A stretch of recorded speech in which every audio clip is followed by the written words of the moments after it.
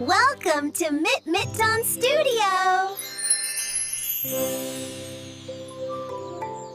किसी पुराने भारतीय गांव में एक ईमानदार और मेहनती मोची अपनी छोटी सी दुकान में रहता था।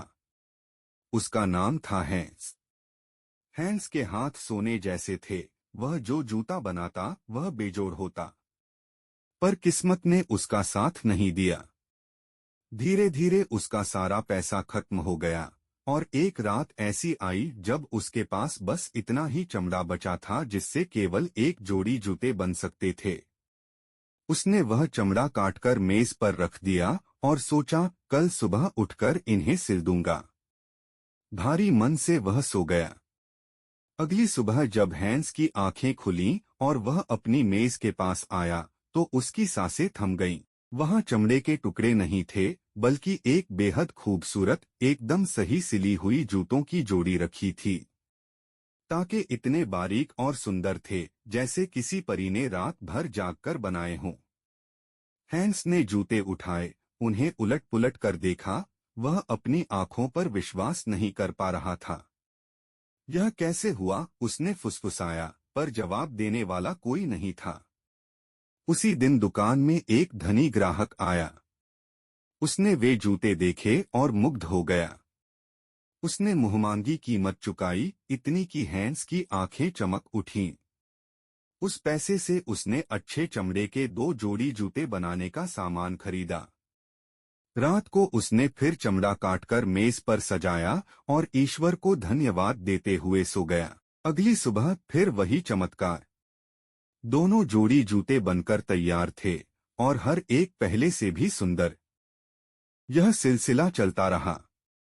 हर रात हैंस चमड़ा काटकर रखता, हर सुबह बेहतरीन जूते तैयार मिलते। उसकी दुकान की शोहरत पूरे गांव में फैल गई। लोग दूर दूर से उसके जूते खरीदने आने लगे। जल्द ही हैंस के घर में फिर से खाना था, आंगन में हंसी थी और उसकी पत्नी हेल्गा के चेहरे पर वह मुस्कान लौट आई जो महीनों से गायब थी। पर एक सवाल दोनों के मन में कुलबुलाता रहता था, यह करता कौन है? क्रिसमस की पूर्व संध्या थी। बाहर बर्फ गिर रही थी और हवा में उत्सव की खुशबू थी। हेल्गा ने हाथ पकड़कर हैंस से कहा, आज रात हम सोएंगे नहीं। आज हम देखेंगे कि हमारा यह रहस्यमय दोस्त कौन है। दोनों ने मोमबत्ती बुझाई, एक कोने में छुपकर बैठ गए और सांसें रोककर इंतजार करने लगे। रात गहरी होती गई, घड़ी की सुइयां आधी रात की ओर बढ़ती रहीं। आधी रात की घंटी बजते ही कुछ अद्भुत हुआ। खिड़की की दरार से 2 नन्हे एल्व्स अंदर आए, इतने छोटे कि एक हाथ की हथेली पर समा जाएं। उनके कान नुकीले थे, आंखें चमकीली और चेहरों पर काम करने की लगन। पर एक बात जो हैंस और हेल्गा को तुरंत दिखी, उन दोनों के कपड़े एकदम फटे पुराने थे। उनके नन्हे पांव नंगे थे और ठंड में ठिठुर रहे थे। फिर भी वे बिना एक पल रुके मेज पर चढ़ गए और तेजी से काम में जुट गए। उन नन्हे हाथों की फुर्ती देखकर हैंस और हेल्गा दंग रह गए। सुई धागे की आवाजें, चमड़े को काटने की खटखट और उन दोनों की आपस में होने वाली फुसफुसाहट सब मिलकर एक अनोखा संगीत बना रहे थे। देखते ही देखते रात के अंधेरे में वे जूते बनाते चले गए, एक के बाद एक, परफेक्ट और खूबसूरत। काम पूरा होते ही दोनों एल्व्स उछलकर खिड़की से बाहर चले गए और रात के अंधेरे में गायब हो गए। हेल्गा की आंखों में आंसू आ गए। इन्होंने हमारे लिए इतना किया, उसने धीरे से कहा, और खुद देखो, फटे कपड़े, नंगे पांव, ठंड में ठिठुरते हुए। हैंस का दिल भर आया।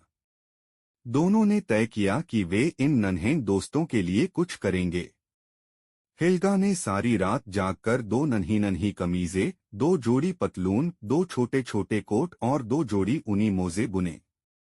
और हैंस ने अपने सबसे अच्छे चमड़े से एल्व्स के लिए 2 नन्हे जूते बनाए, एकदम सही नाप के।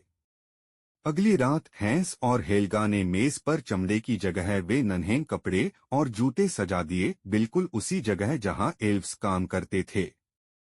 फिर वे फिर से छुपकर बैठ गए। आधी रात को जब एल्व्स आए और मेज पर अपने लिए नए कपड़े देखे तो वे रुक गए, एक दूसरे को देखा, फिर धीरे धीरे उन कपड़ों को उठाया और पहना। नन्हे जूते पावों में आए तो उनके चेहरे खिल उठे।